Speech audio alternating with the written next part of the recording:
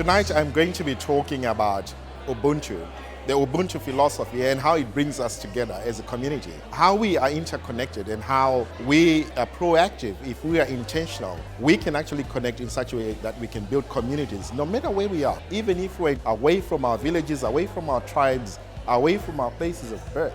When we come together and we speak in a common language, we find commonalities, we start to build our own communities. This is important because we all value community.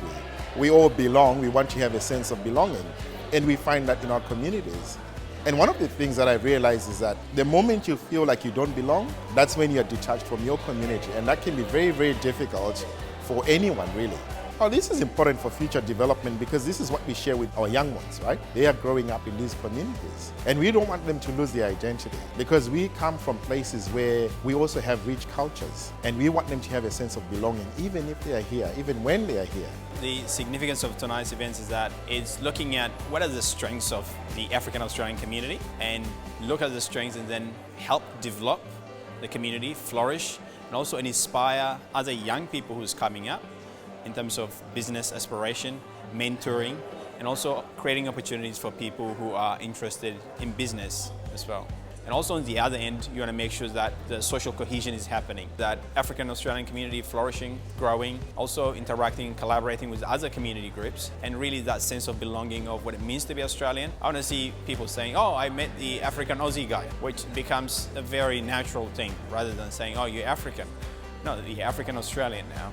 But we want you to be an African Aussie where it becomes a normal language. Look, it's not only important for Australian communities, but actually locally here in Blacktown, we actually have a tradition since the 1950s of really expanding our population based on resettlements after the Second World War with the European migration, and then you followed it all the way through the last 70 years where the migrant population has made Blacktown one of the fastest growing cities for 70 years in a row, and that's through the wonderful contribution of the migrant people. If you don't know where you come from, then you're dealing with a lot of personal inner issues of who you are and what are you doing here, so to speak. So by understanding the language, the culture, you become a better citizen in the Australian, and you're bringing the best of your culture into Australia. Australia is a melting pot of different cultures, and it's important that they maintain their heritage and culture, but also add to the flavour of Australia. Warumba Africa is really about celebrating African culture, talking about African lifestyle, celebrating African travel destinations, and really bringing the best of African living to our audience.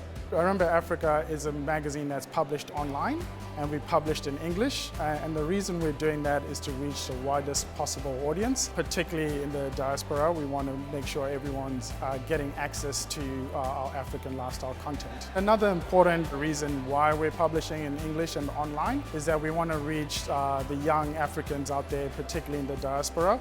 We want them to get connected to their African roots, to appreciate the positive aspects of African culture, and to celebrate the good things about African culture that they can continue on in their lives wherever they are in the world. It's important to maintain African heritage in Australia because, to me, I feel like we are keeping our culture alive. We are surrounded by so many diverse ethnicities around us. You know, we've got the Arabs, we've got the Asians, we've got the Indians, and I think it's important to keep our culture, to pass it down to our generations and keep that alive.